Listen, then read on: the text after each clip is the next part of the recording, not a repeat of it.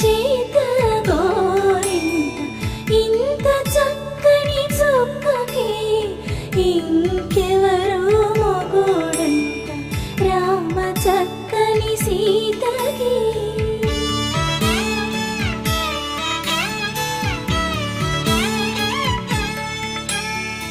ఉడత వీపున వేలు విడిచిన పుడమియల్లుడు రాముడే,